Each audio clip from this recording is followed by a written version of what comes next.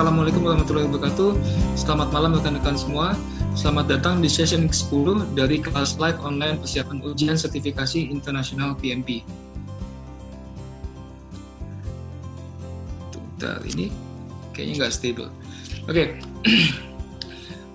Kalau misalnya koneksinya agak kurang stabil, nanti saya akan ulangi lagi kalimatnya saya. Saat ini kebetulan saya nggak di tempat yang biasa. Oke, session ke-10 kali ini kita akan membicarakan mengenai Project Communication Management. Communication Management ini adalah salah satu modul yang tidak besar. Jadi mungkin sesi kali ini kita tidak akan full 2 jam, mungkin 1 jam belum tentu sampai. Kita lihat aja nanti bagaimana ya.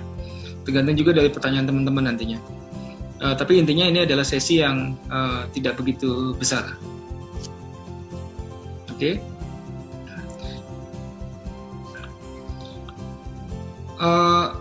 Seperti biasa, ini adalah slide perkenalan. Yang akan membawakan sesi kali ini adalah saya sendiri, Akbar Azwar. Agenda sesi kita kali ini adalah kita akan membicarakan mengenai key konsep dari Project Communication Management. Lalu juga ada proses-proses dalam Project Communication Management. Pada saat kita membicarakan komunikasi di dalam Project Management, komunikasi adalah, menurut saya, komunikasi adalah hal kunci di dalam project management.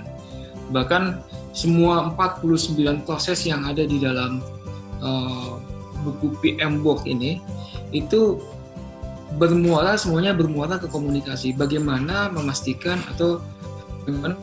komunikasi di dalam project itu dapat berjalan dengan baik. Contohnya misalnya WBS. Kalau teman-teman ingat WBS itu kan adalah suatu tools visualisasi untuk kita memvisualisasikan scope project kita.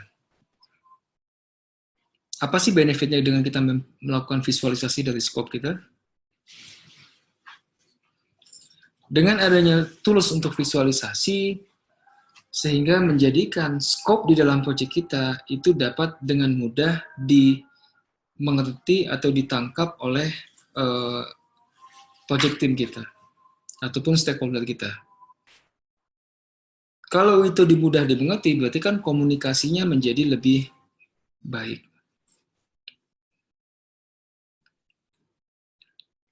Oke, intinya semuanya adalah bagaimana membantu komunikasi dalam project menjadi lebih baik. Bahkan nanti ada statement sebenarnya ini di slide terakhir, tapi saya bawa sekarang aja. Ada statement bahwa 90% waktu yang dihabiskan oleh project manager, 90% waktu. Jadi intinya project manager ngapain aja sih? 90% waktunya dihabiskan untuk berkomunikasi. Oke. Definisi komunikasi itu kan tidak hanya komunikasi verbal aja. Ada banyak cara untuk berkomunikasi, termasuk itu tadi. Kita create WBS, so many things. Oke, kita create report, that's part of communication. Oke, nah, jadi menurut PMBOK, agar komunikasi dapat berjalan dengan baik, ada 2 parts, ada dua bagian yang harus diperlukan. Yang pertama adalah communication strategy, di mana communication strateginya itu harus didasarkan dari kebutuhannya si project dan kebutuhan stakeholder.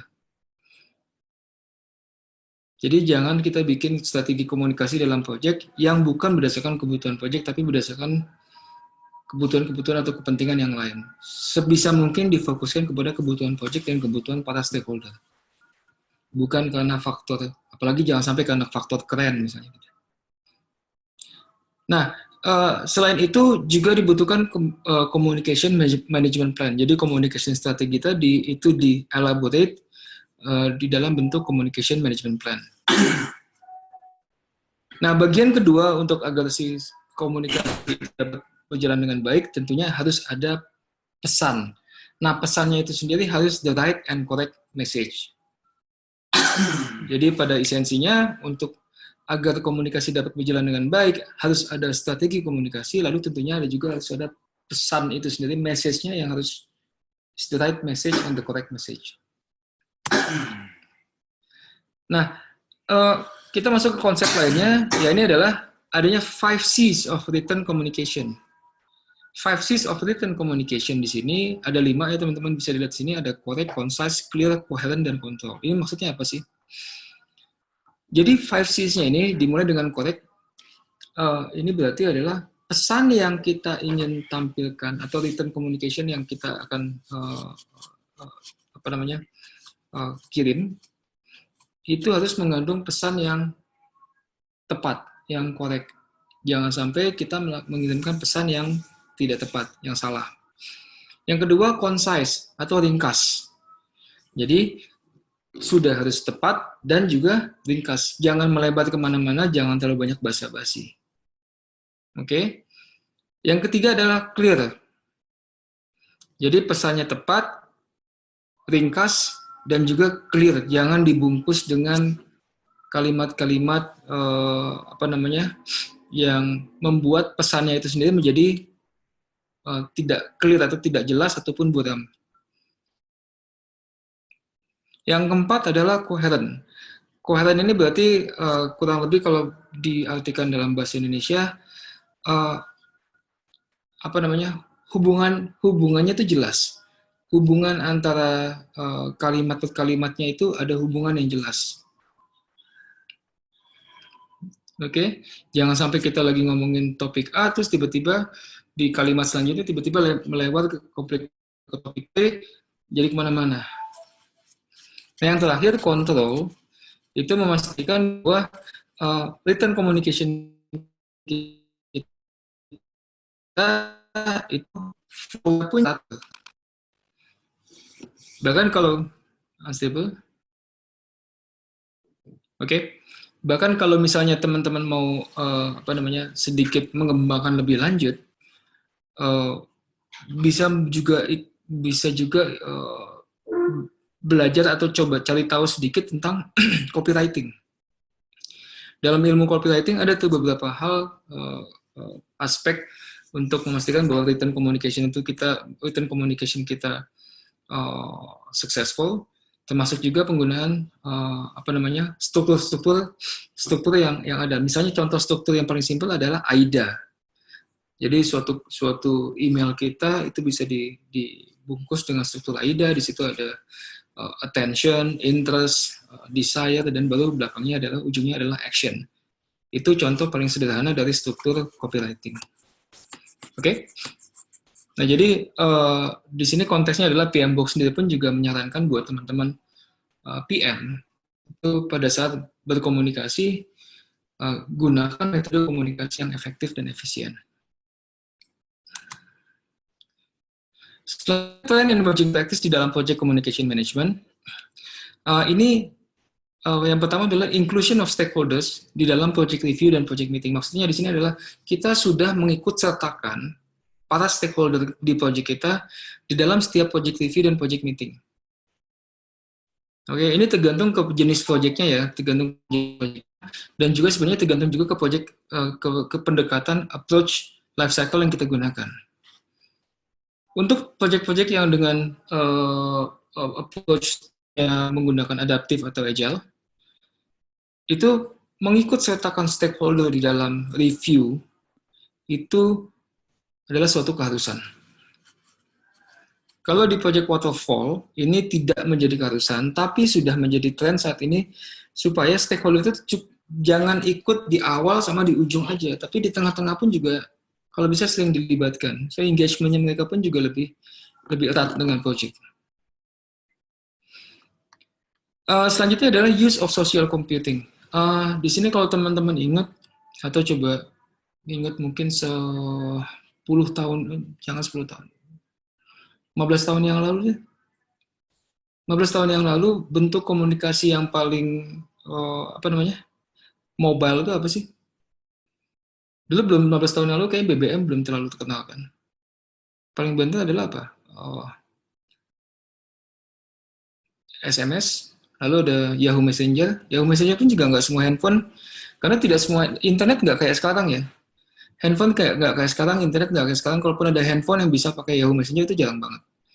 Dan Yahoo Messenger pun juga kayaknya nggak bisa selalu on. Oke, jadi maksudnya adalah 15 tahun yang lalu kita bahkan belum, bentuk komunikasi kita tuh belum serapid sekarang. Email dulu salah satu bentuk rapid communication, tapi sekarang email udah dilihat bukan lagi rapid communication.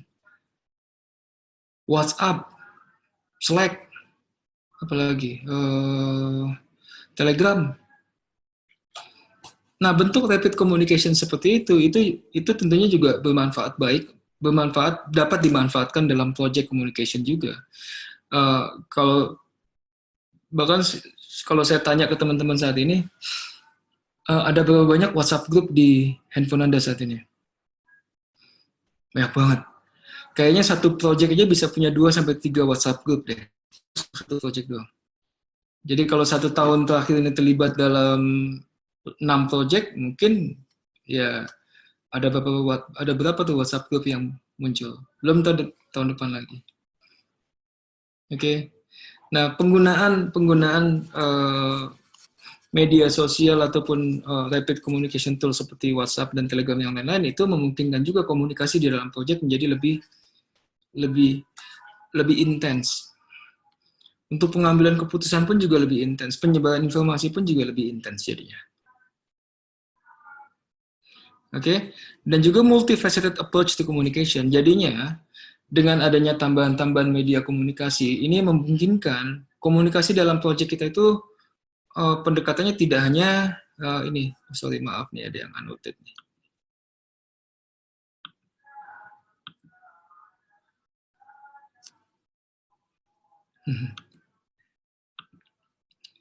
Oke, oke. Nah jadi multifaceted approach maksudnya di sini adalah pendekatan komunikasinya itu tidak lagi hanya kita hanya email aja atau hanya meeting aja, tapi nanti teman-teman akan lihat ada beberapa pendekatan komunikasi yang tergantung pada kebutuhannya, tergantung pada situasinya mana yang lebih tepat. Oke. Nah, itu juga yang dibutuhkan nantinya pada saat untuk ujian PMP. Jadi akan ada banyak pertanyaan-pertanyaan nanti di dalam ujian PMP yang fokusnya adalah menanyakan kira-kira pendekatan komunikasi apa yang paling pas jika kondisinya seperti ini. Jadi dia akan buka dengan soal cerita, setelah itu metode komunikasi apa yang akan Anda pilih. So something like that. Oke.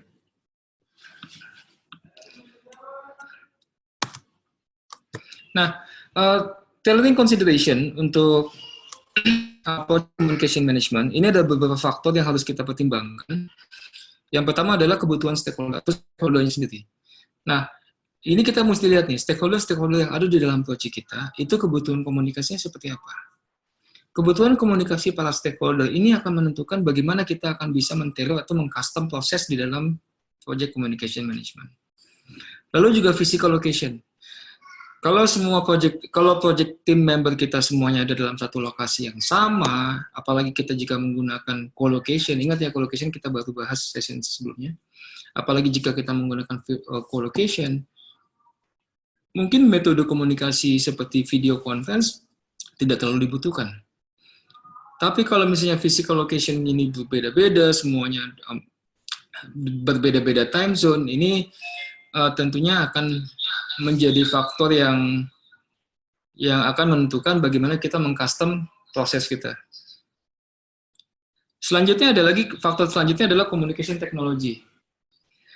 Nah, ini keberadaan communication technology dalam organisasi kita ini akan memungkinkan atau akan mendrive bagaimana kita akan men-tailor proses komunikasi di dalam project. Kalau ternyata misalnya ya, kalau ternyata, let's say gini, Anda bekerja untuk, jangan bayangkan organisasi yang Anda kerja saat ini. Coba bayangkan Anda tiba-tiba diminta untuk mengelola project atau Anda pindah ke organisasi, ini andaikan aja ya, intelijen. Kalau Anda pindah ke organisasi intelijen, itu kebutuhan untuk komunikasi tiba-tiba menjadi sangat berbeda dengan apa yang Anda jalani saat ini. Teknologi komunikasi yang digunakan pun juga bisa besar kemungkinan akan beda jauh dibandingkan apa yang Anda gunakan saat ini. Oke, nah jika Anda bekerja di dalam dunia intelijen, komunikasi yang dibutuhkan menjadi lebih totally different, menjadi lebih secure dan segala macam, sehingga itu akan ngedrive bagaimana proses di dalam project communication management. Yang selanjutnya kita membicarakan masalah language atau bahasa. Oke, kalau teman-teman ingat ya, bahasa adalah salah satu media dalam komunikasi. Dan tentunya menggunakan bahasa yang sama atau kita bisa adanya satu common language atau universal language itu akan memudahkan kita untuk berkomunikasi. Akan sangat sulit jika dalam satu project kita berkomunikasi dalam 3 bahasa atau 2 atau 3 bahasa atau bahkan lebih. Oke. Walaupun kita punya translation baik itu translation by yang paling ya defaultnya translation, seenggaknya mungkin kita masih ada Google Translate. Tapi bagaimana sih kualitas translationnya? Even kalaupun kita pakai jasa translator pun tetap aja jadi ada inefisiensi. Lalu juga ada kemungkinan terhadap loss in translation, maksudnya ada konteks-konteks ataupun pesan-pesan yang bisa besar kemungkinan akan hilang dalam proses translation. Oke, nah ini akan menentukan juga bagaimana proses communication di dalam project kita. Kalau misalnya terpaksa Anda menggunakan 2 bahasa, itu pasti udah merubah proses komunikasi di dalam project Anda. Yang terakhir, knowledge management. Bagaimana knowledge dikelola, knowledge dan informasi dikelola di dalam project Anda. Itu juga akan menentukan proses customizing Anda. Kita masuk untuk project-project yang ada di dalam berada dalam atau adaptif. Oke. Pada dasarnya, esensinya, environment agile atau adaptif itu membutuhkan itu suatu kebutuhan mutlak bahwa komunikasi itu jadi suatu stable.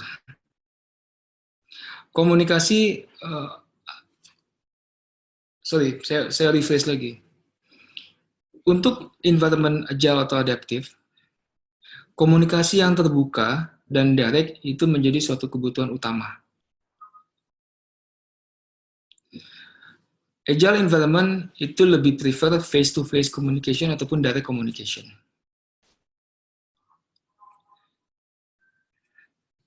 Oke. Kenapa dia lebih butuh agile environment itu lebih butuh komunikasi yang face-to-face ataupun direct communication dibandingkan waterfall? Kira-kira kenapa? Dikarenakan pada dasarnya di environment agile, scope atau apa yang kita deliver itu perubahannya cepat banget. Perubahan itu sama dengan uncertainty. Uncertainty kalau tidak di-manage dengan baik, apalagi tanpa adanya komunikasi yang clear, yang direct, yang open, itu akan menyebabkan ketidakjelasan. Oke? Jadi dikarenakan scope-nya selalu frequently changes, uncertainty menjadi besar, disitulah datang kebutuhan untuk komunikasi yang open dan direct. Oleh karena itu juga selain komunikasinya, tentunya juga project artifact di sini,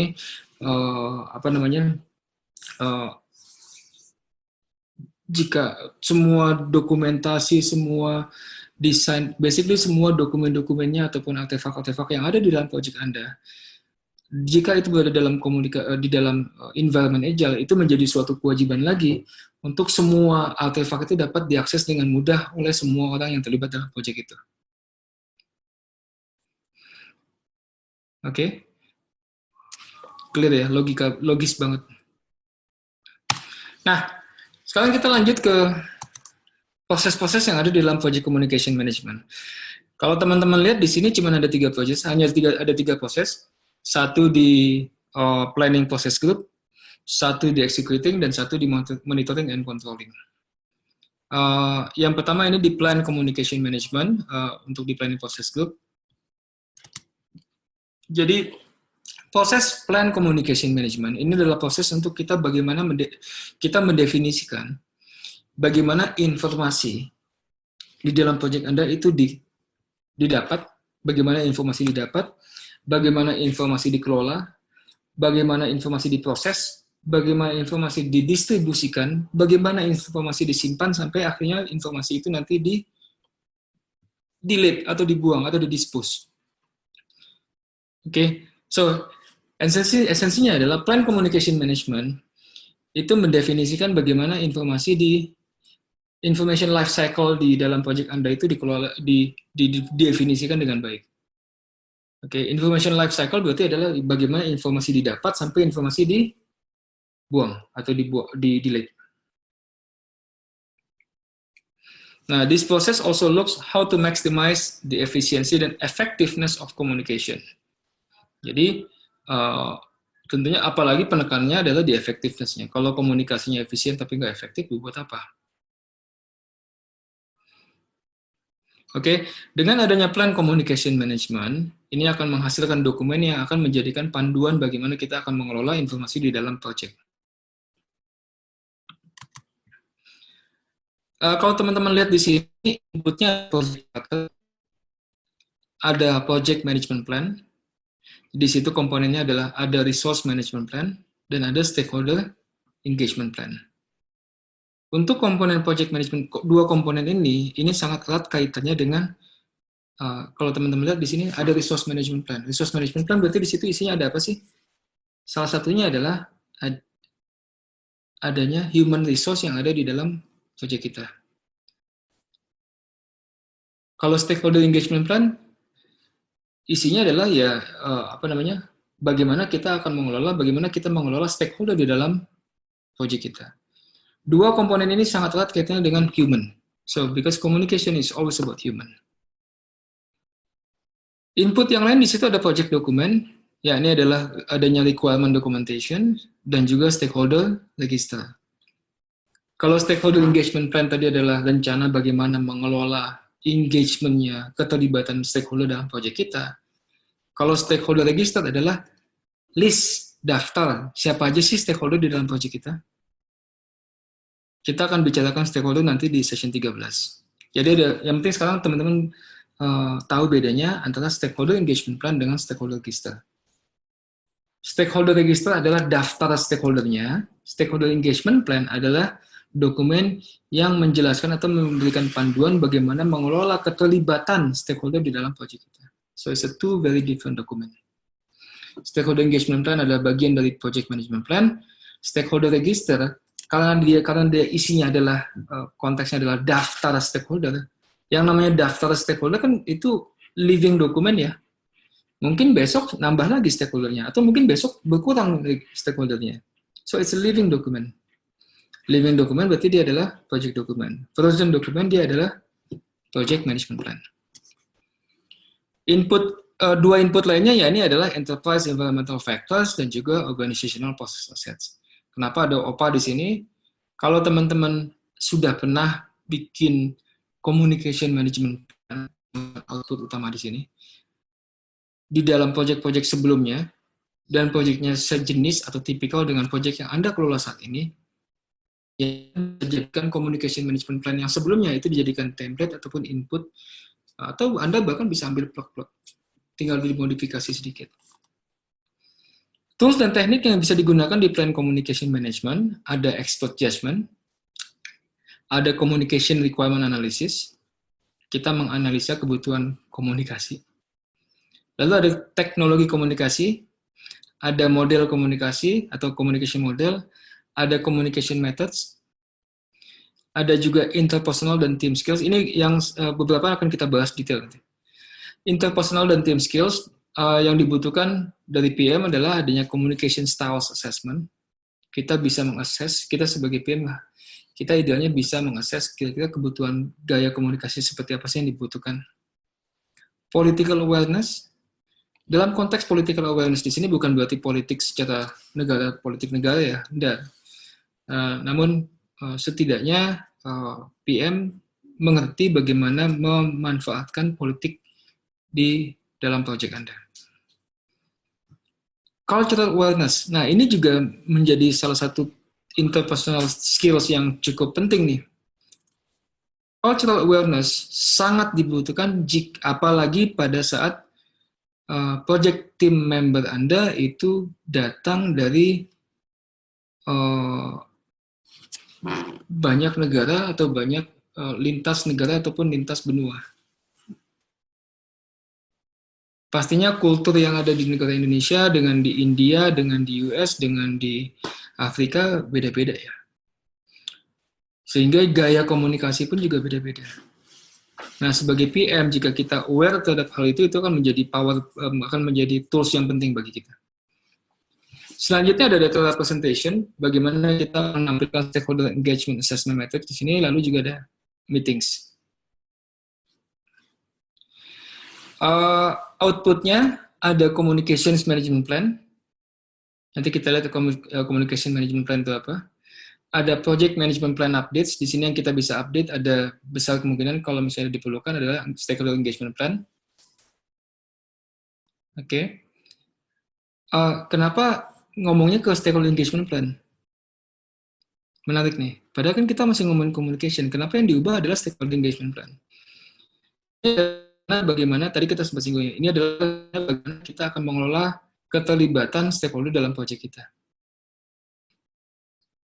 Jadi bisa jadi pada saat kita merencanakan ini kita lihat bahwa ternyata ada beberapa hal yang kita bisa update di dalam bagaimana kita mengelola keterlibatan stakeholder.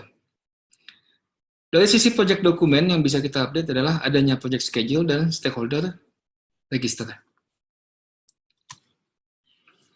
Oke, nah sekarang kita lihat beberapa hal yang ini besar kemungkinan akan keluar di ujian. Jadi menariknya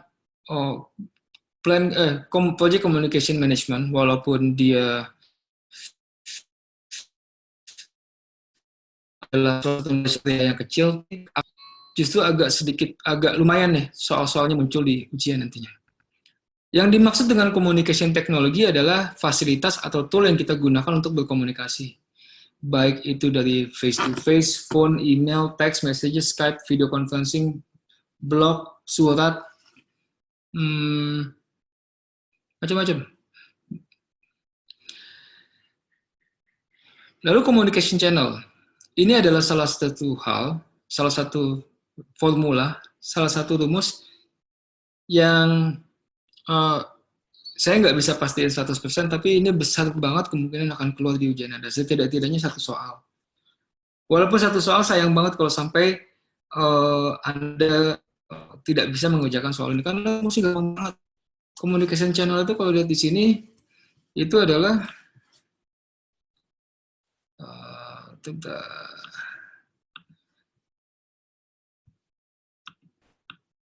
lihat dari sini, communication channel itu cuma ini aja nih. N dikali N-1 dibagi 2. Kalau N-nya 4, jadinya communication channel-nya ya 6. 6-nya itu datang dari mana? Kalau teman-teman lihat di sini, ya kan ada 4 orang nih.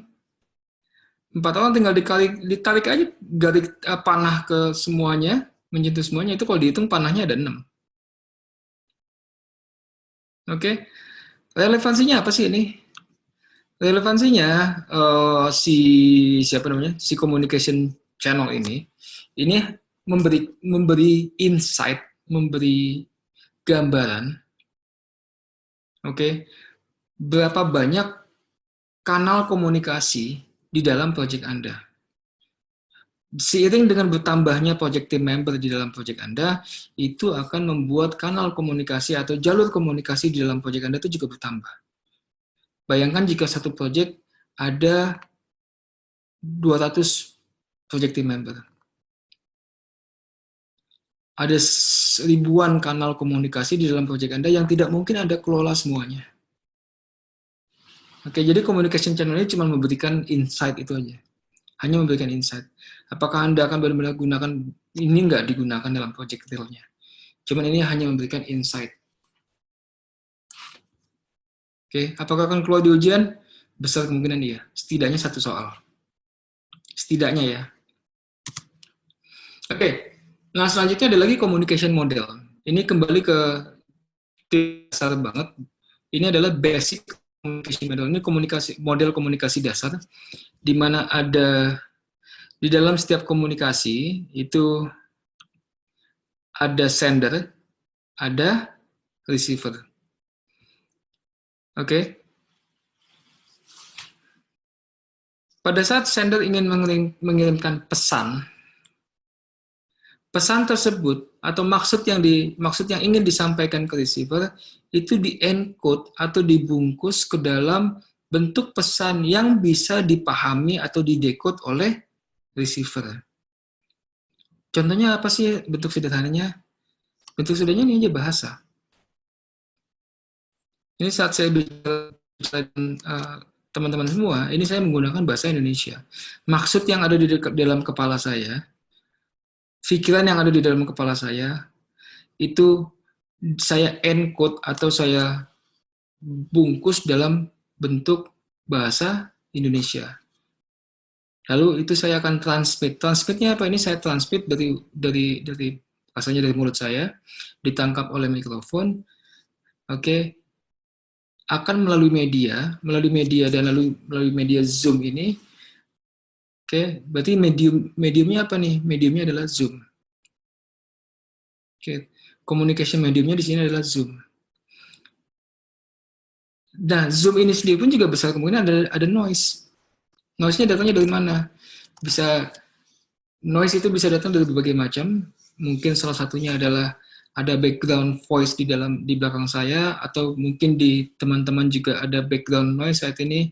Apalagi kalau saat ini sudah sampai rumah, terus anak-anak minta perhatian, itu kan juga adalah noise yang dapat membuat kalimat saya mungkin jadi tidak terdengar dengan jelas. That's noise. Ataupun mungkin internet communication-nya pun juga tidak stabil, itu juga noise. Nah, pada saat pesan sampai ke Anda akhirnya, itu Anda decode, karena ini bahasa Indonesia, tentunya akan dengan mudah Anda decode, sehingga Anda mengerti apa yang maksud, apa arti dari kalimat yang sampai ke Anda. Lalu kemudian feedback-nya pun juga Anda bisa berikan. Feedback-nya di sini, kalau kita membicarakan session kita kali ini, dikarenakan mikrofon Anda saya mute semuanya. Feedback satu-satunya metode feedback yang Anda bisa berikan ke saya di sini adalah melalui media chat. Oke, jadi mediumnya berubah nih. Kalau tadi di sini di atas mediumnya adalah melalui voice, video, dan voice, feedback Anda di dalam sesi kita kali ini hanya medium. Oke, nah ini yang stabil lagi. Jadi kalau misalnya pesan ini atau kelas ini saya bawakan dengan, let's say, bukan dengan bahasa Indonesia, tapi saya bawakan dengan bahasa Padang misalnya, saya nggak yakin semuanya akan mengerti gitu. Mungkin 1-2 yang bisa mengerti, tapi sisanya paling garuk-garuk kepala aja. Ini ngomongin apa sih gitu. Oke. Kalau seperti itu berarti kan komunikasinya gagal. Karena Anda tidak bisa mendekode. Oke, apakah ini akan keluar di ujian? Iya, ini akan keluar di ujian. Tapi dalam bentuk soal cerita.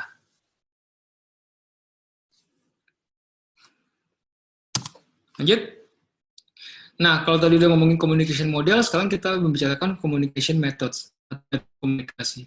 Pada dasarnya ada 3 metode komunikasi, ada interaktif, ada push, ada pull.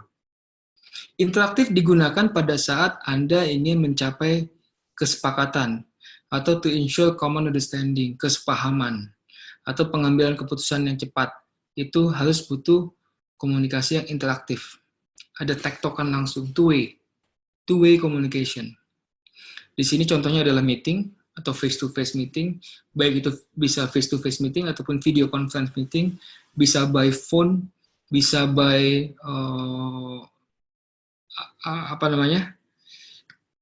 bisa menggunakan Skype, Zoom, yang lain-lain, yaitu video conference ya. Intinya adalah apapun communication teknologi yang Anda gunakan, Jika itu memungkinkan two-way communication berjalan secara interaktif, itu dapat Anda gunakan pada saat Anda ingin mengambil keputusan ataupun memastikan kesepahaman dan kesepakatan. Push communication Anda gunakan pada saat Anda ingin mengirimkan informasi to specific recipient. Untuk penerima yang sangat spesifik, Anda gunakan push communication. Ini adalah one-way communication. Push communication dan pull communication adalah one-way communication, sedangkan interaktif two-way communication. Contoh push communication di sini ada surat, memos, email, faxes, dan yang lain-lain. Di mana kita yang aktif sebagai sender yang aktif mengirimkan ke receiver. Sedangkan pull communication ini sangat berguna untuk large audience. Jika resipiennya itu banyak banget, kita bisa menggunakan metode pull di mana nantinya resipien yang harus secara aktif mendapatkan informasinya. Ini bisa diambil contoh penggunaan intranet di dalam organisasi, ada e-learning mungkin, ada video announcement, lesson learn database, file kita taruh di dalam server, nanti teman-teman pada ambil semua di sana. That's part of pull communication, di mana resipiennya harus secara proaktif yang pull, ambil informasinya. Apakah ini juga akan keluar di ujian? Ya, ini juga akan keluar di ujian.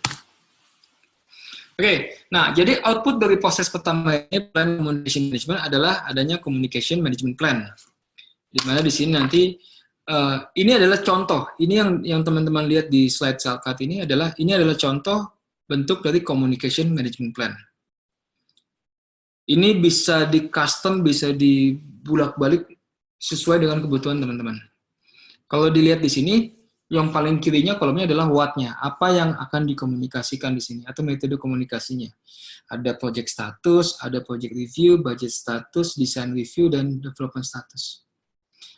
Kapan dilaksanakannya, bagaimana metodenya, ada email, ada meeting, siapa yang akan mengirimkan, dan siapa yang penerima. Bisa juga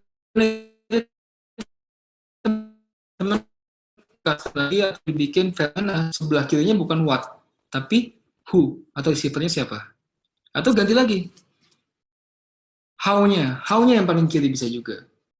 Jadi misalnya email itu apa aja sih yang di-emailkan ke siapa aja, frekuensinya bagaimana. Mau dibikin seperti apa itu silakan di custom dan disesuaikan dengan kebutuhan teman-teman, tapi intinya communication adalah dokumen yang akan membantu kita untuk mengelola komunikasi di dalam proyek. Akan memberikan panduan jadinya. Ini bisa dijadikan referensi. Masuk ke proses selanjutnya, di executing process group, ada manage communication. Manage communication adalah the process of, kalau ini sudah di executing ya, kalau tadi kan masih di planning, belum ada informasinya. Nah, di executing, justru disinilah kita mendapatkan informasi, berarti makanya purpose-nya adalah the process of gathering and retrieving, kita dapetin informasi ini. Kita distribute informasinya, kan kita dapetin informasi, kita proses, kita distribute, kita simpan, dan akhirnya kita buang. This is where we actually doing what we are planning for. Yang 10.1 kita bikin plannya, di 10.2 kita laksanakan plannya. Input di sini ada project management plan. Tentunya ada communication management plan di sana komponennya ya. Selalu ada resource management plan dan juga ada stakeholder engagement plan. Untuk project dokumen sendiri di situ ada change log, ada issue log, lesson learned register, quality report, risk reports, dan juga stakeholder register. Lalu menariknya di sini nih, di sini ada work performance report. Maaf, ada pertanyaan dari Pak Fauzi. Tunggu, saya ganti poin tadi dulu.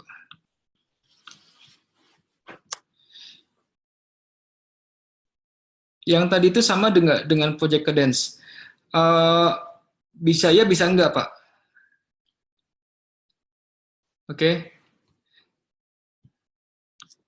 Bapak project cadence di Bapak gimana? Karena bisa jadi di organisasi yang lain beda lagi.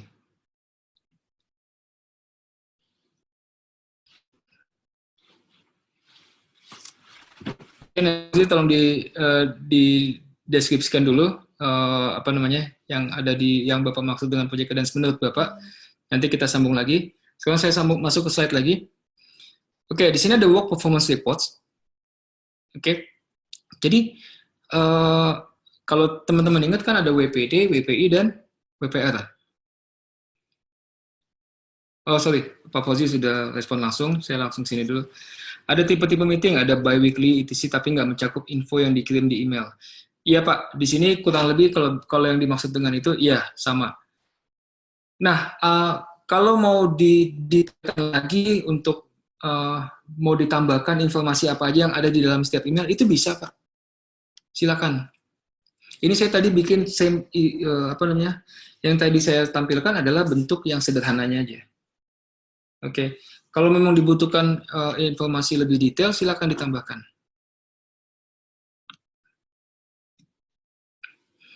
Oke, balik ke slide lagi. Jadi kalau teman-teman ingat ada WPD, WPI, dan WPR. WPD adalah work performance. Data ini sudah saya ulang lagi karena ini besar kemungkinan akan keluar. Work performance data adalah data mentah yang kita dapat dari proses kita menjalankan atau mengeksekusi proyek. WPI adalah insight atau informasi yang kita dapat setelah kita melakukan analisa dan proses terhadap WPD. Jadi WPD-nya itu kita analisis, kita proses, sehingga keluarnya adalah information atau insight. Contohnya information dan insight di sini apa? Contohnya mungkin over budget, itu insight. Behind schedule.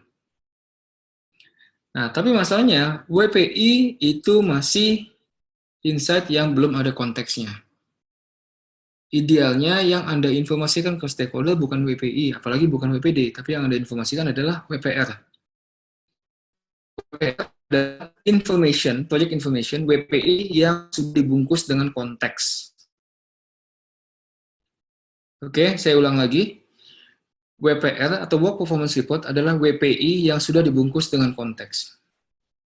Nah, kalau dilihat di sini ada WPR menjadi input, ini menjadi menarik, berarti tools-nya, kenapa ini menjadi dibutuhkan? Karena tools-nya, salah satu tools-nya di sini adalah project reporting.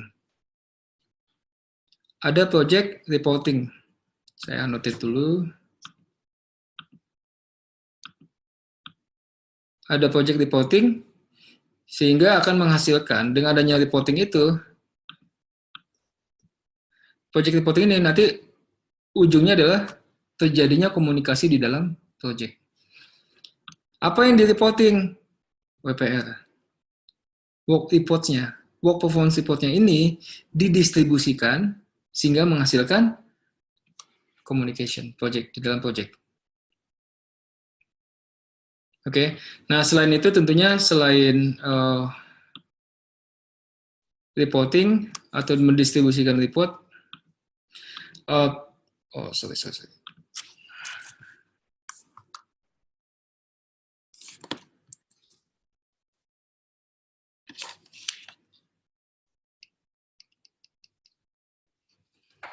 Nah, selain itu, tools yang lain yang ada di dalam proses ini adalah adanya communication teknologi yang kita gunakan, adanya metode komunikasi,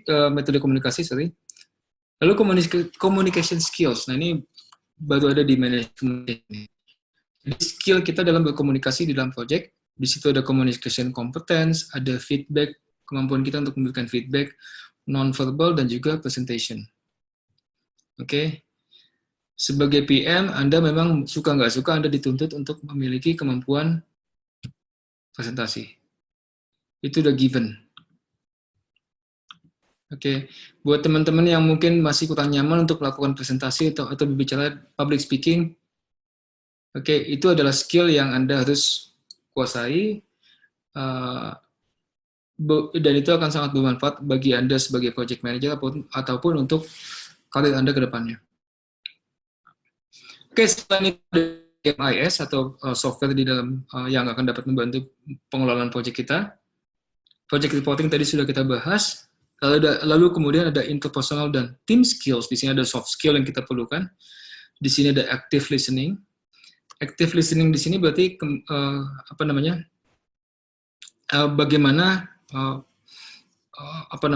kita melakukan konfirmasi pada saat kita mendapatkan informasi, kita melakukan konfirmasi, memastikan bahwa benar ini informasi yang saya dapat, supaya tidak ada kesalahpahaman. That's active listening. Lalu kemudian ada conflict management, ada cultural awareness, meeting management, networking, political awareness. Itu adalah soft skill yang kemungkinan kita butuhkan pada saat kita melakukan komunikasi di dalam proyek kita. Tools yang terakhir tentunya ada meeting, jika diperlukan. Nah, output dari manage communication di sini ada project communications-nya itu sendiri, berarti terjadinya komunikasi di dalam project. Lalu jika diperlukan akan ada update terhadap project management plan, yakni ada communication management plan dan juga stakeholder engagement plan. Sedangkan update terhadap project dokumen bisa ada issue log. Kenapa bisa ada muncul issue log di sini? Karena pada saat kita berkomunikasi para stakeholders, mereka bisa juga raise issue, mereka bisa angkat issue ataupun report some issues. Dan itu kita bisa input ke dalam issue log.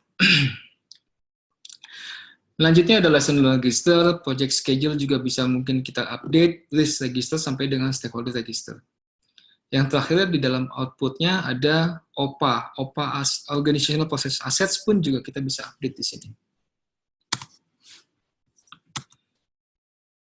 Nah, sedikit membicarakan project reporting, pada saat kita melakukan distribusi WPR ke para stakeholder, work performance reports yang kita distribusikan ke stakeholder, berikut adalah beberapa tipe yang ada dalam report kita atau beberapa jenis report yang bisa kita distribusikan. Ya, ini adalah mungkin kita ada status reports, mungkin ada progress reports, trend reports, forecasting reports, variance report, earn value report jika diperlukan, sampai dengan lesson learned documentation. Apakah semuanya ini harus Anda komunikasikan dalam proyek Anda? Enggak. Dengan kebutuhan proyek ataupun kebutuhan stakeholder. Kalau misalnya ternyata stakeholder Anda tidak minta forecasting report, ya nggak usah dikasih.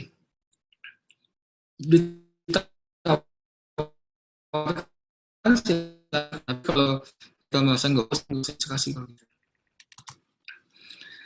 Lanjut, terakhir, monitor communication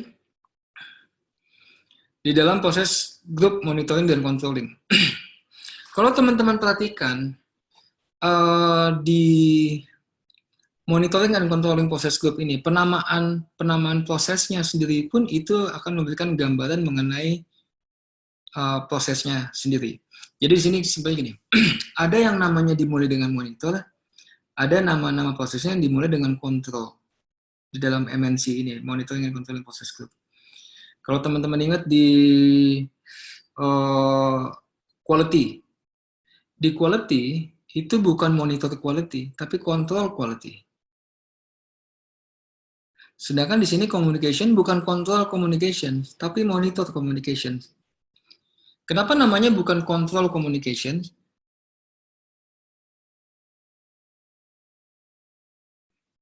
Anda bisa bantu? Kenapa namanya di sini bukan control communication, tapi monitor communication?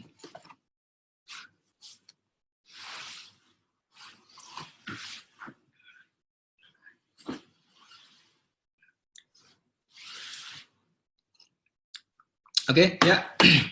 Jadi, karena komunikasi itu hampir bisa dibilang sulit untuk dikontrol. Pemerintah mencoba untuk mengontrol komunikasi dengan censorship, tapi juga tidak semuanya bisa dikontrol. Yang ada kita sebagai PM, kita memonitor. Oke, so monitor communication atau 10.3 adalah melakukan monitoring dan mencoba mengkontrol project communication, tapi fokusnya adalah monitoringnya untuk memastikan komunikasi information yang dibutuhkan oleh para stakeholders itu dapat dipenuhi. Malah kalau teman-teman lihat di sini bukan berarti mengontrol komunikasinya, tapi justru memastikan bahwa informasi yang dibutuhkan oleh para stakeholder itu bisa dipenuhi. Ini lebih kepada kita sebagai provider of information. We are making sure that the information requirement from the stakeholders are being met. di sini di monitor communication. Oke, yang dimonitor gimana? Simpelnya gini. Contohnya ada contoh case misalnya gini. Anda selama ini sudah mengirimkan weekly progress misalnya ke salah satu manajemen. Karena beliau adalah salah satu stakeholder di project Anda. Anda sudah kirimkan weekly progress dalam bentuk email. Oke? Tapi menariknya, walaupun Anda sudah kirimkan email, tapi tetap pada saat ketemuan atau baik itu ketemu di meeting ataupun ketemu di papasan di live atau di mana, pada saat Anda berkomunikasi dengan beliau tentang si project itu, beliau seperti tidak update, beliau seperti tidak baca emailnya. Oke, bisa aja dong kalau misalnya, bisa nggak ada case seperti ini? Kalau misalnya si stakeholder Anda itu, dia terima email 500 email satu hari. Kalau ada sekian banyak email yang dia terima dalam satu hari, besar kemungkinan email Anda belum sempat dibaca kali. Oke, berarti kalau seperti itu, metode komunikasinya atau communication teknologinya ternyata belum pas. Berarti kita bisa kontrol atau kita bisa ubah metode komunikasinya yang tadinya lewat email, ini ganti, let's say, oke Pak, mau dalam, kita tanya aja dengan beliau, maunya gimana? Apakah dalam bentuk paper? Apakah ingin dalam si reportnya itu dari disajikan dalam bentuk paper? Ataukah mungkin mau face-to-face meeting, mungkin sekitar 10 menit sampai 15 menit? Oke. Nah, jadi intinya dari monitor communication ini, proses monitor communication, kita memastikan bahwa apa yang sudah kita rencanakan di communication management plan di awal tadi, itu masih valid. Kalau ternyata ada yang tidak valid, secara realita di lapangan tidak sama, ya kita ubah. Dengan tujuan apa? Dengan tujuan komunikasi terbangun dengan baik di project Anda. That's your focus. Oke? Karena kalau komunikasi tidak terbangun dengan baik, miskomunikasi itu akan besar kemungkinan terjadi di project Anda. Pada saat miskomunikasi terjadi, failure itu udah bisa dibilang kemungkinannya besar banget. Oke? Oleh karena itu, di 10.3 monitor communication ini ada inputnya, ada project management plan, di mana komponen-komponennya adalah resource management plan, ada communication management plan, dan juga stakeholder engagement plan. Lalu kemudian ada project documents, di sini ada issue log, lesson register, dan juga project communication. Lalu ada WPD. Ingat, monitor dan kontrol itu selalu mengcompare antara plan dengan aktual. Di mana komponen plan-nya di sini adalah project management plan dan project documents. Aktualnya apa? WPD, work performance data. Kita compare. Kita compare-nya menggunakan apa? Kita compare menggunakan, selain kita menggunakan data analisis, kita juga menggunakan soft skill kita dari observation dan conversation. Selain tentunya kita juga bisa bertanya ke expert judgment atau ke SME atau subject matter expert. Outputnya adalah kalau semuanya fine, itu menjadi performance information bahwa tidak terjalin dengan baik dalam komunikasi dalam project Anda, ataupun ya bisa Anda change request. Jika ada change request, itu akan menyembuhkan update di communication management plan dan juga stakeholder engagement plan.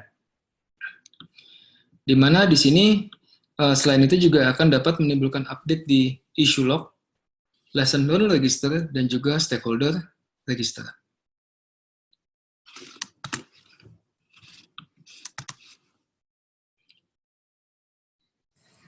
Oke.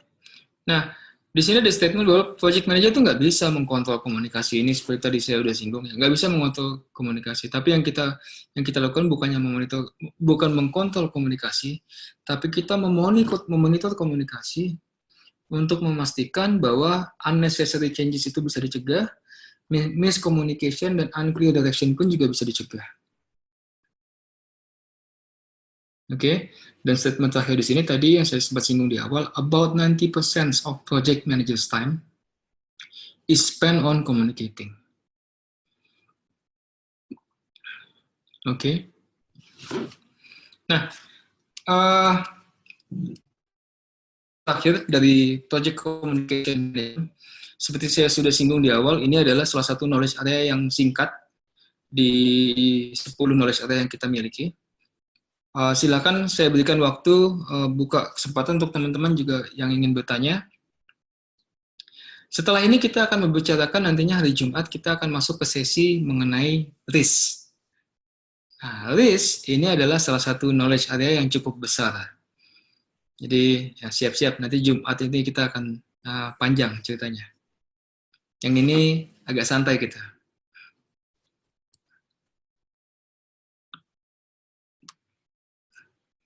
Oke, ada pertanyaan dari teman-teman, silakan.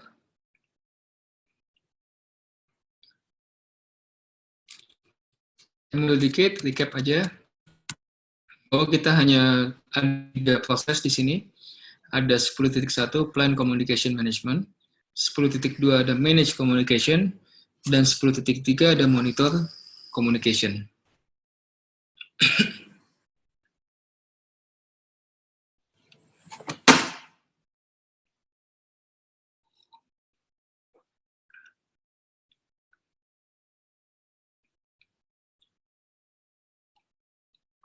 Pak Wisnu, change request yang dimaksud perubahan scope ya Pak? Kalau change request yang dimaksud di monitoring and, di monitor communication, ini change request-nya lebih kepada ini Pak, perubahan terhadap communication management plan dan juga stakeholder engagement plan.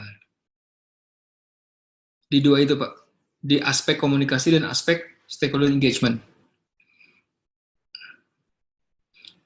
Karena yang diproses ini ya, spesifik di proses monitor communication, yang kita monitor itu adalah effectiveness-nya dari komunikasi di dalam project.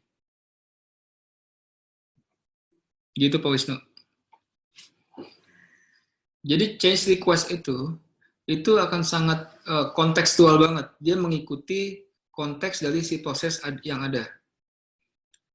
Kalau change request-nya di dalam proses control scope, ya itu bisa mengakibatkan perubahan dalam scope. Kalau dalam proses namanya control schedule, itu bisa mengakibatkan perubahan dalam schedule baseline. Jadi kontekstual Pak, change request itu. Apakah menjawab Pak Wisnu?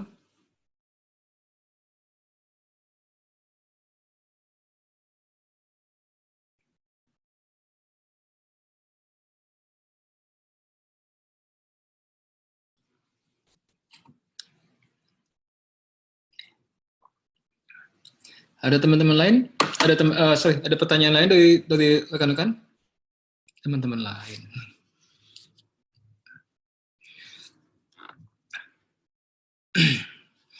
Yang tadi encoding decoding proses, yang encoding decoding proses Pak, contoh pertanyaan di PMP exam kayak gimana? Disuruh identify komponennya apa gimana? Ya, Pak, kurang lebih akan diminta mengidentify komponen. So let's say ada cerita, ada A dengan B, A mengirimkan email dengan isinya adalah lalu diterima dengan ini. Nah, mana yang decoder, mana yang encoding, mana yang si recipient, mana yang, jadi pada suatu skenario kita diminta mengidentifikasi komponen-komponen dalam basic communication model. Biasanya kalau untuk basic communication model pertanyaannya kurang lebih hampir seperti itu.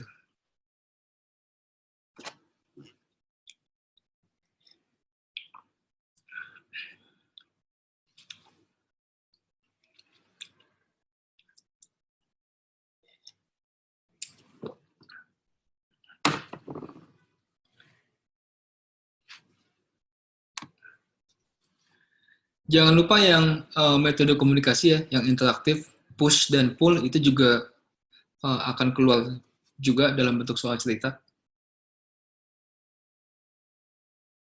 Nanti di quiz yang kali ini hampir semuanya itu soal cerita. Kayaknya 8-9 kayaknya hampir soal cerita semua deh.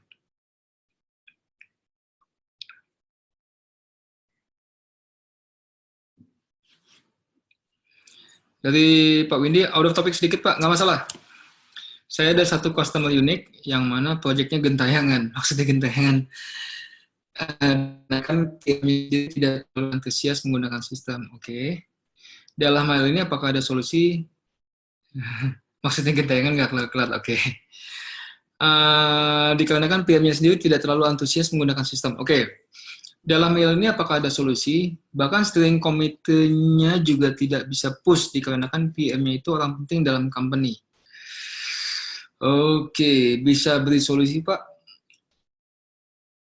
Oke. Kalau boleh tanya, ini project, iya project Harias ya. Oke, ini PM-nya di PM yang dari sisi klien ya, bukan PM dari sisi Bapak ya. Oke.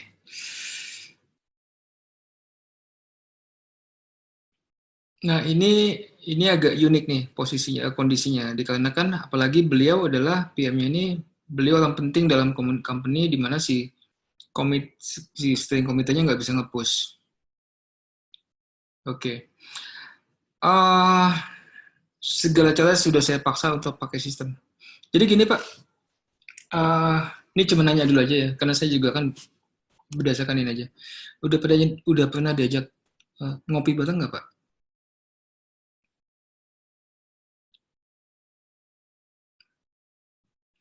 Jadi oke. Okay. Nah, maksudnya gini, jadinya pendekatan personalnya sudah sedalam apa Pak? Jadi apakah secara personal sudah cukup dekat Pak Windy dengan si ininya? Orangnya tertutup.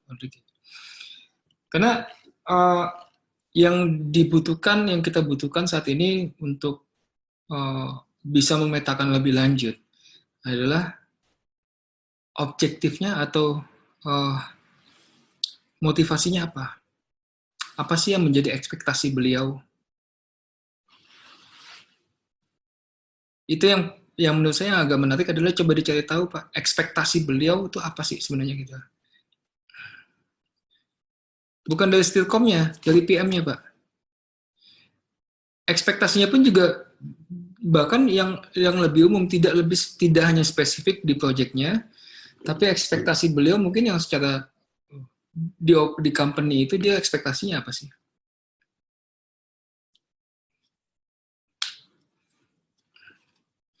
Oke, bahkan mau lebih dalam lagi coba digali masalah profesional, agak masuk personalnya juga, personal life-nya seperti apa. Karena dalam hal seperti ini Pak, kondisi seperti ini benar-benar toolsnya cuma satu. Kalau menurut saya toolsnya cuma satu, soft skill. Personal, iya. Udah masuk ke personal kok kayak gini nih Bapak benar-benar udah mesti masuk ke personal level. Kalau menurut saya ya, personal level dalam artian, oh oke. Okay. Nah ini yang agak menarik, agak menjadi challenge adalah karena Bapak handle sekian banyak project, oke, okay. You're handling too many projects, while sedangkan sedangkan setiap project itu kan sifatnya unik, and jadi akan ada beberapa project yang will requires more of your time to manage. Termasuk ini.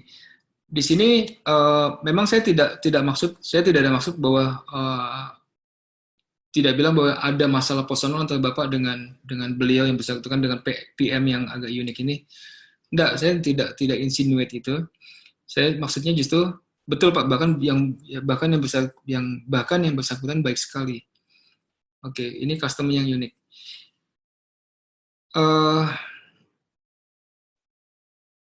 Bisa Pak, ada faktor malas nggak di customer? Bisa banget. Makanya dicari lagi Pak, ekspektasinya apa?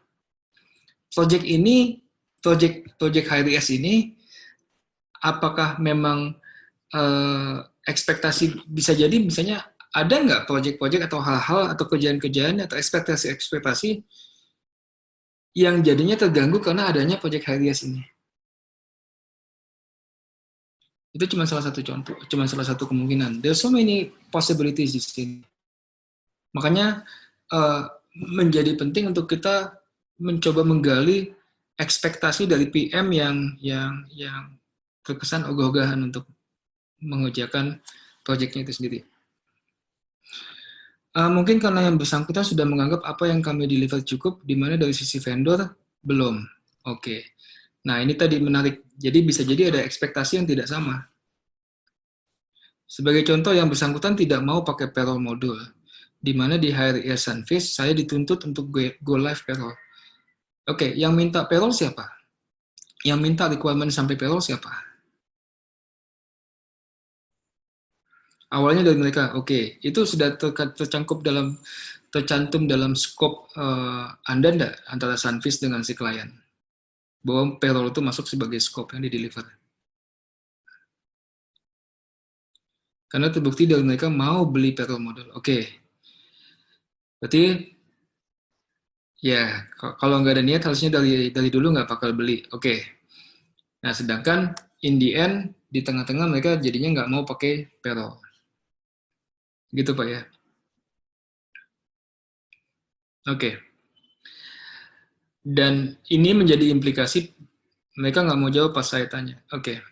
Dan si payroll ini menjadi satu hal yang menggantung ya. Tinggal ini aja payroll ini doang yang kalau payroll ini belum bisa di-deliver, Anda nggak bisa ngecas gitu.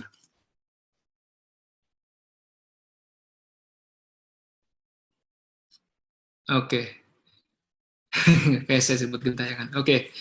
Kalau gitu, ini saran saya. Oke, saran saya.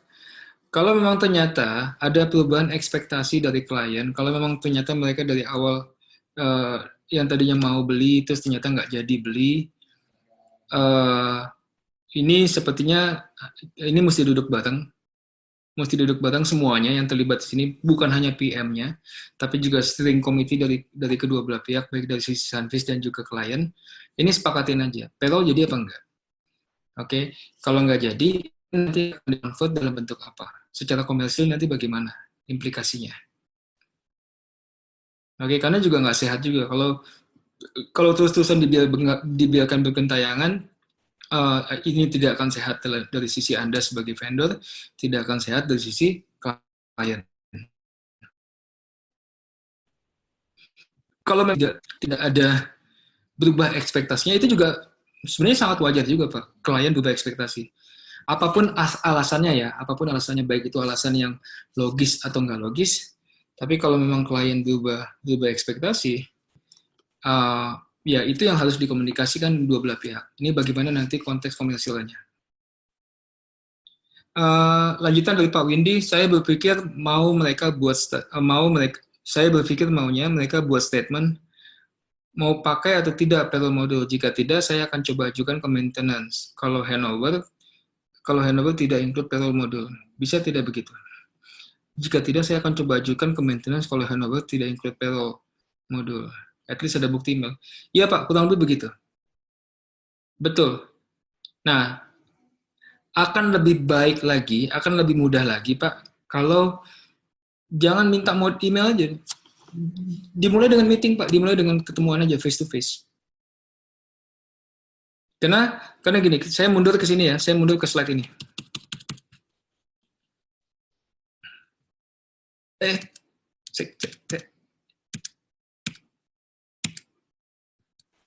Oke, di sini. Interactive communication. Oke, di sini Anda di case Pak Windy ini Bapak butuh kesepakatan. Anda ingin mencapai kesepakatan terhadap masalah ini. Mau nggak sih pakai payroll gitu kan? Nah, untuk mencapai kesepakatan, metode komunikasi yang paling baik adalah interactive communication. Isunya dengan email Pak, itu nggak ada intonasi, jadi bisa miskomunikasi lagi nanti di sana.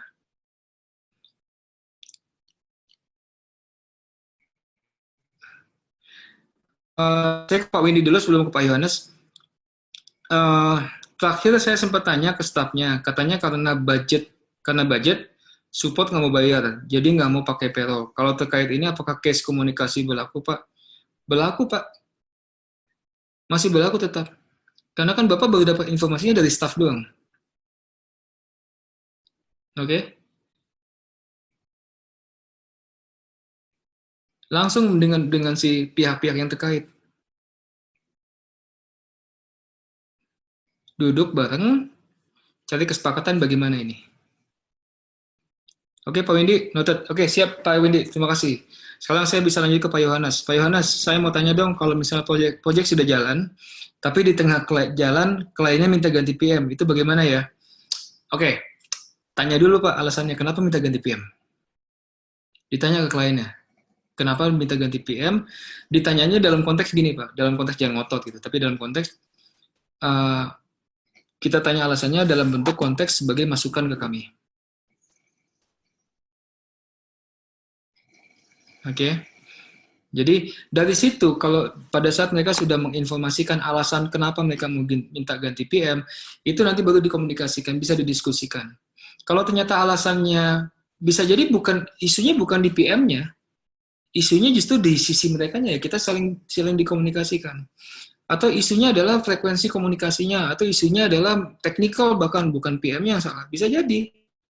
Belum tentu yang kayak gini tuh contoh, belum tentu pada saat klien minta ganti PM, isunya adalah di PM, belum tentu.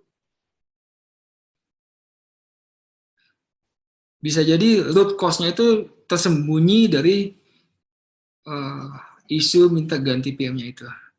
Jadi kalau saran saya Pak, kalau case seperti itu, komunikasi dengan klien, duduk manis berdua, satu sambil ngopi, ngobrol aja, kenapa Pak minta ganti PM? Boleh tahu nggak Pak alasannya? Nah, kalau ditanya satu kalimat itu aja, itu belebar. Alasan untuk banyak. Nanti dari situ baru bisa ditentukan lagi action step selanjutnya apa. Itu yang bertanya dari PM-nya langsung apa project sponsornya. Sebaiknya kalau kayak gini bukan dari PM-nya lagi. Kalau pada saat ada klien minta ganti PM, jangan PM-nya yang nanya. Nanti bisa emosi kalau kayak gitu. Sebaiknya nanti dari project sponsor atau account manager.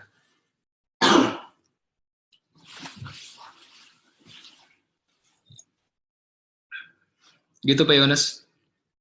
Itu masukan saya sih, opini saya.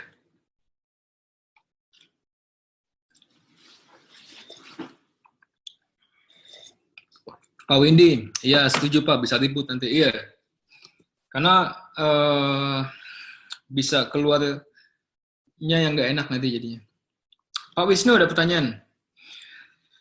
Pak, wujud dari setiap output proses, seperti communication plan, project charter, dan lain-lain, itu ada contoh-contohnya nggak di PMBOK? Misalnya kita mau enhance misalnya kita mau enhance proses atau SOP di kami dengan menyatakan hal-hal seperti ini. Oke, di PMBOK itu tidak ada. Saya bilangnya dari awal.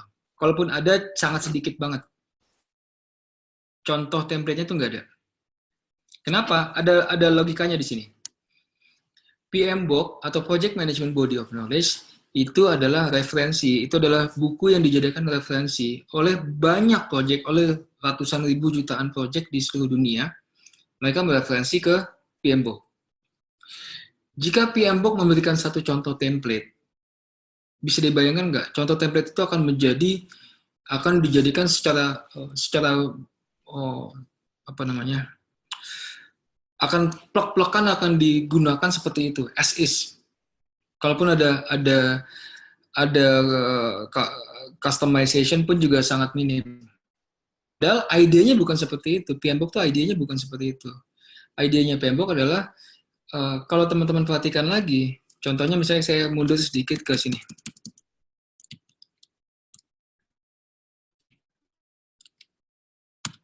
Oke. Di PMBOK pada saat dia menjelaskan mengenai communication management plan contohnya, dia hanya akan memberikan deskripsi atau definition apa itu communication management plan dan komponen-komponen apa yang bisa ada. Kata kuncinya dalam bisa ada di dalam dokumen tersebut. Nanti dia akan ngelis tuh komponen-komponen yang bisa ada. Yang bisa ada berarti kan belum tentu Anda perlu semuanya. Oke? Itu logikanya kenapa di PMBOK nggak ada template. Namun kalau untuk template-nya sendiri, di website Magna Camp juga ada, ini lagi masih proses penambahan, baru ada 2. Tapi selain itu, lagi kalau mau dapetin template yang banyak, dan gratis itu di projectmanagement.com. Projectmanagement.com itu adalah website-nya PMI juga. Di situ banyak template gratis. Oke, Pak Wisnu.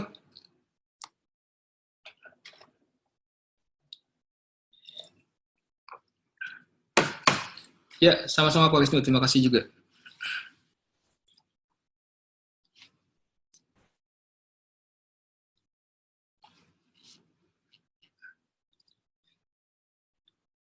Any other questions atau case? Pak Albert, Pak, gimana kalau yang minta ganti PM adalah project sponsor? Project sponsor dari sisi mana, Pak? Dari sisi Anda sebagai vendor, apa project sponsor dari sisi klien? Oke, saya coba ulang lagi. Pak, gimana sisi vendor? Gimana kalau ada yang minta ganti PM adalah project sponsor karena ada project yang lebih besar value-nya? Apakah boleh kan ganti PM karena alasan tersebut? Boleh, Pak. Nggak masalah. Selama, ada selamanya tadi, Pak. Selama kliennya setuju. Kalau kliennya nggak setuju dan kliennya nggak mau terima, gimana? Oke? Selama kliennya menerima dan setuju, ganti PM sah-sah aja. Kalau enggak, Pak, nah itu yang mesti dibicarakan. Kalau kliennya tidak mau terima, karena mungkin mereka sudah nyaman dengan PM-nya ini, misalnya kalau PM-nya adalah Pak Albert misalnya, Pak Albert sedang mengerjakan HRIS implementasi, let's say di BCA, atau ya BCA ada contohnya aja, BCA. Terus Anda ada project baru nih di Astra yang nilainya 3 kali lipat. Nah, project sponsor maunya yang megang yang di Astra ini Pak Albert. Oke. Sedangkan BCA nggak mau ngelepas Pak Albert. Kalau dipaksa Pak Albert dilepas, BCA-nya bisa ngambek. Nah, itu dikembalikan ke project sponsornya kan. Karena di sini ada aspek soft skill juga dari sisi account management, jadi sini contohnya. Ini nggak sudah agak sedikit di luar project management dalam kalau konteks seperti ini. Ini sudah client management. Kalau memang ternyata, dan ini kan jadi mesti digali lagi ke kenapa sih Pak base nyaman dengan Albert? Oh, kalau ternyata Pak Albert selama ini memang bisa mengakomodir kebutuhannya BCA, dan nanti juga project sponsor mungkin project sponsor juga bisa lihat bahwa ya secara bisnis, secara long term juga ya masih make sense mempertahankan Pak Albert di BCA instead of maksa Pak Albert pindah ke Asta, ya itu keputusan manajemen. Tapi intinya kita sebagai PM, pada saat kita di reassign ke project yang baru, it's actually up to management decision. Kita sebagai PM-nya sendiri nggak begitu, bukan peranannya kita untuk menolak assignment, kalau menurut saya ya. Selama memang itu bermanfaat buat organisasi. Kecuali kalau ternyata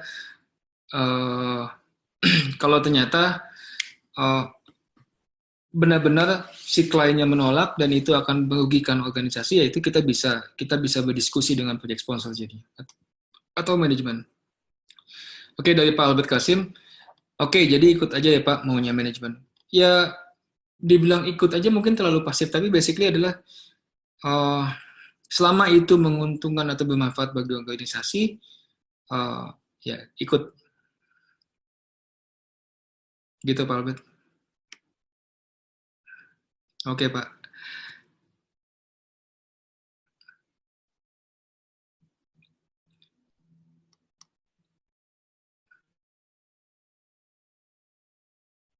Oke.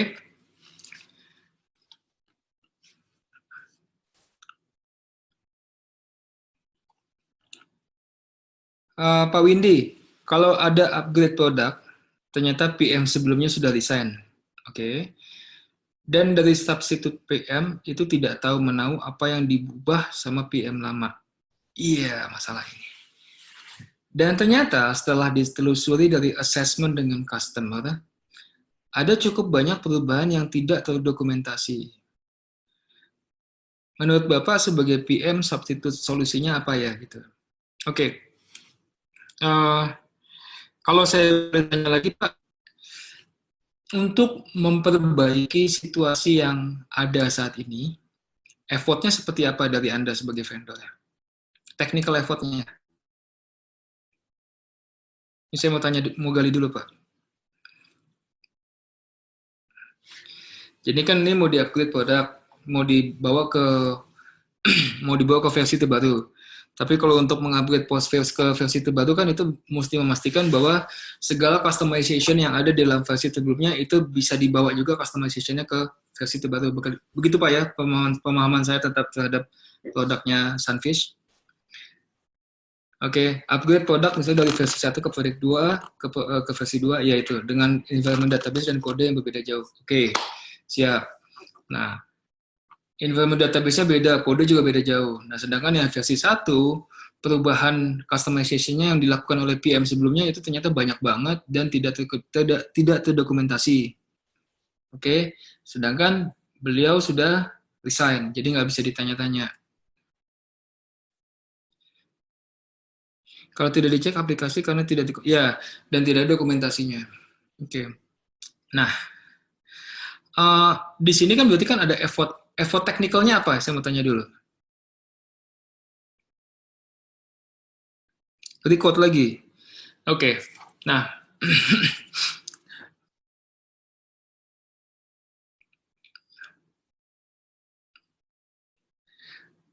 karena framework beda. Oke. Codingan juga beda. Oke, ya.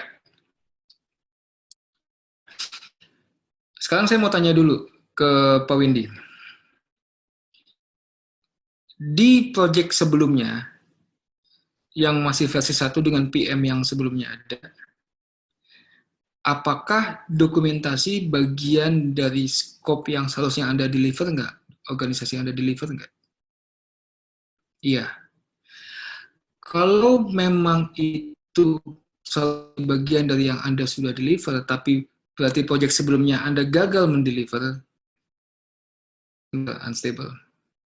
Ya, jadi gini Pak, project yang versi 1 yang di-manage oleh PM sebelumnya, di mana bagian dari deliverable si project versi 1 itu juga harusnya ada semua dokumentasi yang lengkap ya, dokumentasi customization lengkap, dan dokumentasi itu pun juga adalah bagian dari deliverable Sunfish, data on. Sorry, saya nggak boleh nyebut merek sebenarnya. Lalu kemudian ternyata tidak dideliver dengan baik oleh PM sebelumnya, dan kliennya pun juga nggak nanya. Oke, berarti menurut saya ada kesalahan kedua belah pihak di sini. Vendornya salah, kliennya juga salah. Kliennya salah, kenapa nerima aja? Oke, nah sedangkan si versi 2 ini mau di-upgrade ke versi 2, dia mesti nge-record lagi, mengerjakan, berarti kalau record pemahaman saya adalah ngerjain ulang jadinya kan. Ngerjain ulang berarti kan ada effort, ada main days yang harus engineer yang harus di-assign, main days yang harus dihabiskan. Oke. Secara komersil, ini sebaiknya dibicarakan lebih lanjut antara Anda dengan vendor, Anda sebagai vendor dengan klien. Kalau menurut saya, dari kacamata luar ya, gitu. Mohon maaf kalau saya salah di sini, tapi ada kesalahan kedua belah pihak di sini. Vendor ada misdeliver, klien ada kontrol quality atau dia tidak proper melakukan checking.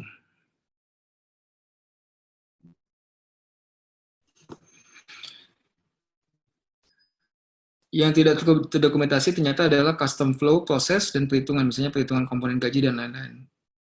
Karena versi 1 itu di customization Pak di masa lalu dan bukan standar di versi 2. Sesi curhat, ya nggak apa-apa Bu Mary, nggak apa-apa. Iya Pak, paham Pak. Jadi kalau untuk yang pertanyaan, saya ke Pak Windy tadi dulu. Jadi Uh, jadi kalau menurut saya, ini agak pelik masalahnya, dikarenakan adanya kesalahan kedua belah pihak. Misdeliver dan miscontrol dari vendor dan klien. Sebaiknya ini dikomunikasikan lagi.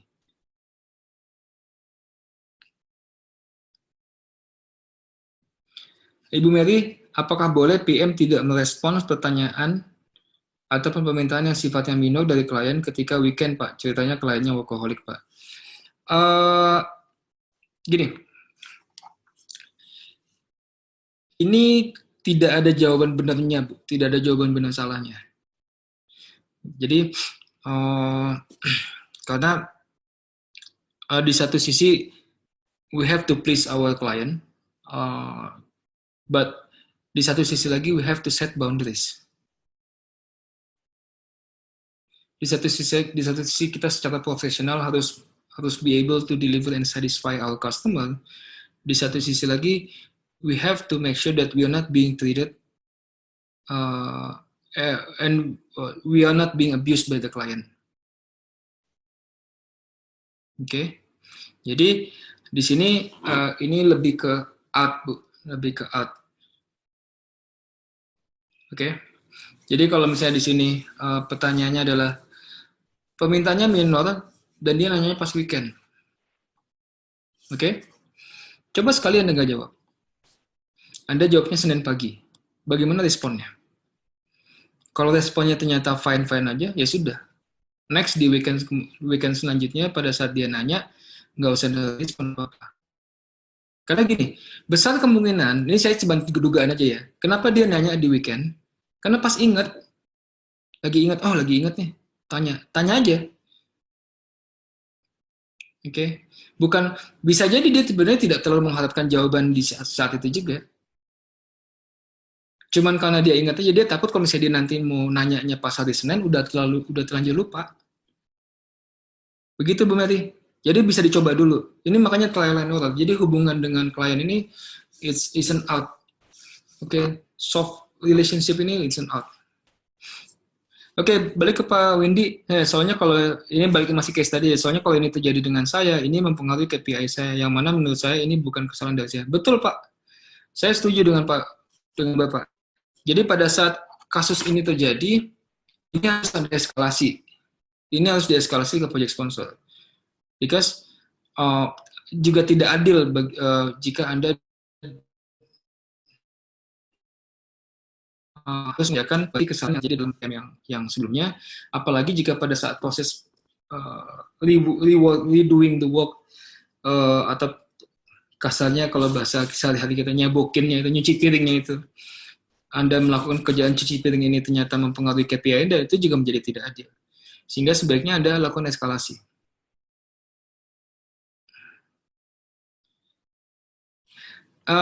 Oke, Pak Windy, ada follow up pertanyaan. Kalau di call bagaimana Pak terkait pertanyaan Bu Mary? Ya, kalau di call, kalau di telepon ya, tes aja dulu nggak diangkat, tes aja. Kalau dia marah-marah ya itu lain lagi ceritanya. Kalau dia pun marah, Senin dia marah gitu kan, ya Anda bisa coba berikan alasan yang ini sedang dengan keluarga atau sedang mungkin di gereja atau sedang di masjid atau whatever reason. Basically gini sih saya coba tekankan adalah di satu sisi kita harus satisfy our client itu ya, tapi di satu sisi lagi kita tidak bisa membiarkan klien kita mengabuse kita. Oke, so that's clear ya. Pak Yohanes, panjang nih. Saya mau tanya terkait komunikasi. Berarti ada kemungkinan ada miskom ya antara tim sales dengan tim implementasi. Misalnya tim sales terlalu banyak menjanjikan veto atau overpromise. Misal semua change request akan terbawa dari versi 1 ke versi 2. Ini kan hanya verbal dan tidak tercatat sebagai scope di agreement. Itu bagaimana ya? Karena ada kemungkinan kliennya akan menagih janji dari sales sebelumnya. Katanya sales A bisa, tapi kok ternyata billable semua. Gitu. Oke, Pak Yohanes, ini contoh klasik, Pak. Contoh klasik dari misalignment-nya antara sales dengan delivery. Oke. Ini yang yang sebenarnya organisasi-organisasi yang modern mencoba untuk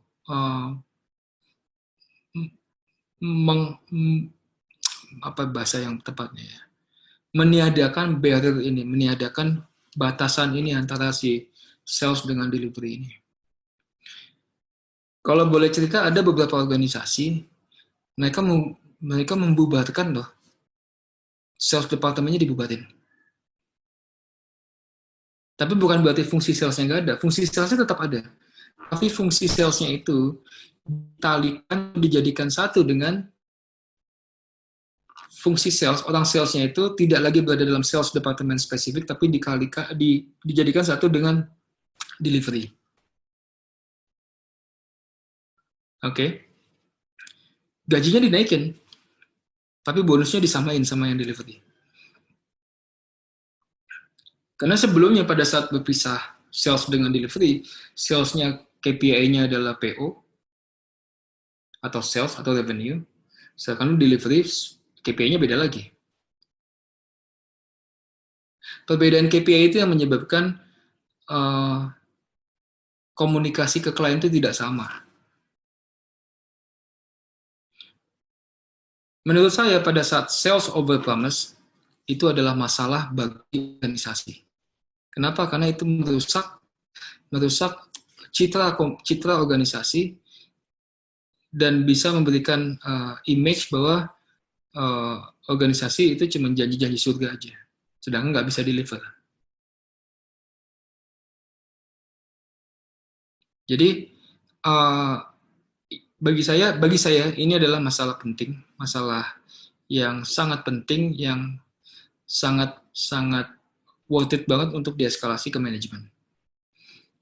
Konteksnya bukan masalah komplain antara delivery dengan sales. Konteksnya adalah bagaimana kita selama ini over promising ke klien, sehingga klien itu menjadi kecewa. Bahasanya itu, dibahasakannya seperti itu, Pak. Kita terlalu biasa over promise ke klien sehingga klien kecewa.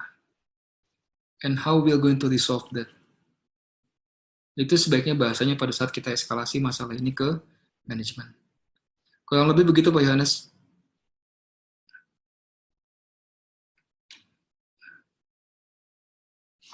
Oke.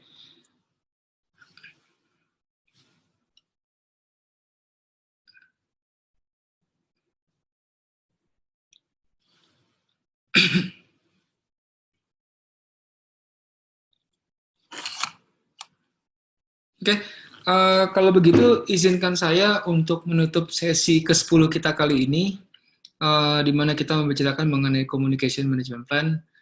Menarik ya, memang dari sisi prosesnya sendiri sih sangat sederhana prosesnya, tapi di lapangan implementasinya itu sangat pelik, sehingga muncul case-case yang pertanyaan-pertanyaan yang menarik dari teman-teman semua. Terima kasih banyak pertanyaan-pertanyaannya, dan case-case-nya ini memberikan warna yang sangat beragam jadinya di dalam sesi kali ini. Terima kasih atas partisipasi rekan-rekan semua di sesi 10 kali ini. Semoga bermanfaat bagi kita semua. Dengan itu saya tutup sesi 10 kali ini. Wassalamualaikum warahmatullahi wabarakatuh. Selamat istirahat teman-teman. Selamat malam dan selamat istirahat teman-teman.